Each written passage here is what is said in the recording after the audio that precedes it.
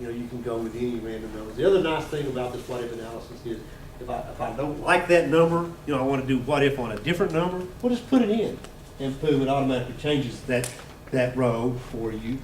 And the other thing is, you can also put a parameter in there. So I've changed my equation. You know, I've got A plus B times E, and this is some parameter, or A times B times E. You know, so why would I do that? Well, because I can change a number up here, and it won't change my product table. It'll just change this table. But if I change E up here, I don't think I'll probably show you both. It'll change both tables. Let's look at them. Let's see. I got 6 here in the corner, and 6 up there in the corner. Let's change E to, you know, something big. Boom. Now, see, it changed that table, but it also changed this table down here.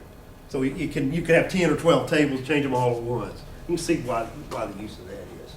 Oh, it's under there, just something else. What if is a good way to do sensitivity simply.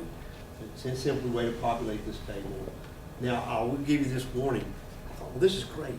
I'll do the what if for that payment function, the one we just showed with the payment, the net present value. It didn't work.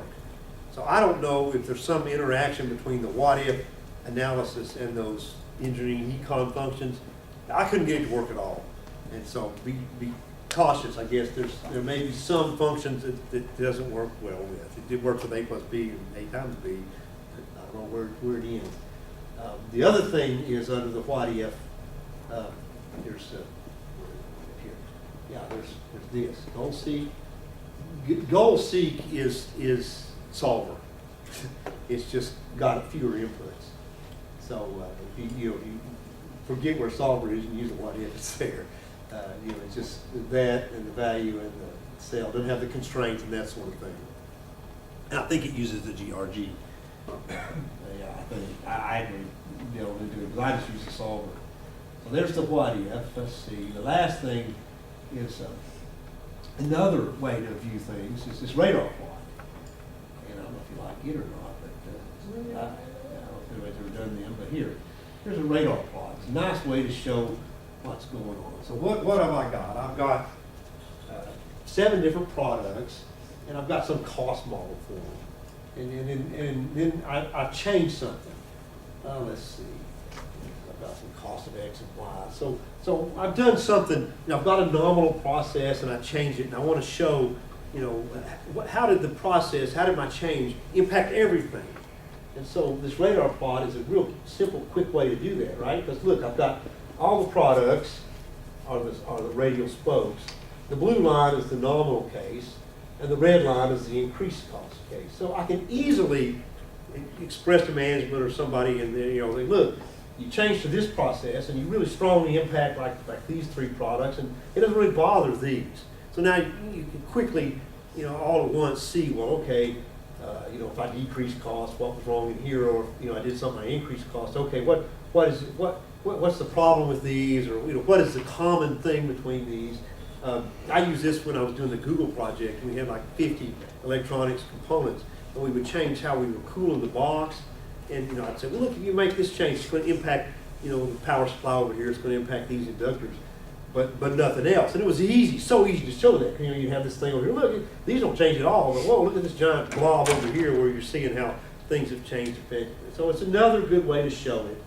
And so what did I do? I just gave you this. Like I made this up, but then you got the instructions over here on how to make it and how to label it too. Because again, these are good things for you to take to your management and be able to show. Quick. I mean, anybody can visualize what the impact of that change to the process was, and where it had an impact and where it did not. So that's I think that was the last sensitivity thing I had.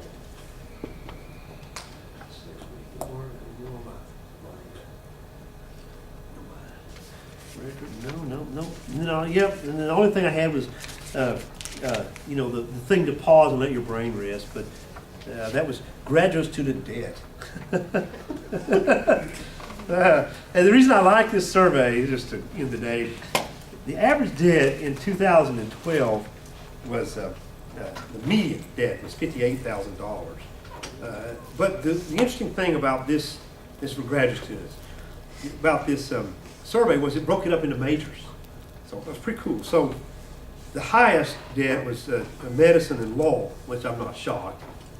The median debt was $160,000 for doctors, $140,000 for law. The lowest was MBAs at $42,000, which I thought was interesting. And then the last thing I thought was interesting was they looked at its trends from 2004, 2008, 2012.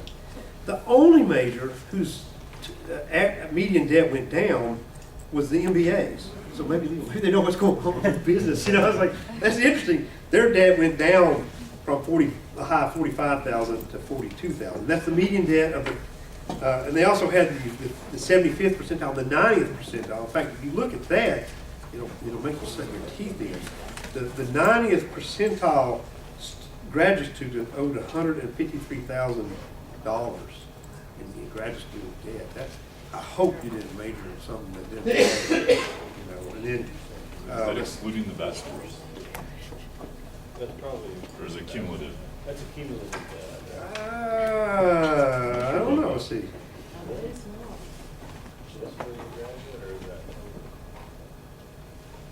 That's pretty cheap for both. I think it's just the graduate student debt. I think it is. So, but, and then like lawyers, their debt went up from 90 in 2008 to 140,000 in 2012. That was going to cost you some money there. Medicine went up from 127 to 162. That's a lot of debt. That's a house. It scares me. It scares me for my kid. I'm glad I'm not going to school now. So anyway, so I'll email you your grades. I'll email you your grades the next day or so. I'm almost done. Everybody's doing well, and so you won't have many missed things anyway to look at. I mean, like I said, a few things you missed, I'll either, if you hand it in by paper, I'll give that back to you. If not, I'll give you a little sheet with a summary of what you missed so you can learn. No class next week, and we got chapter 12 and 14 left in here. 12 is Monte Carlo. Love that technique. Don't miss that class. I've used that so many times. And then 14 is real short. So we'll end early that day.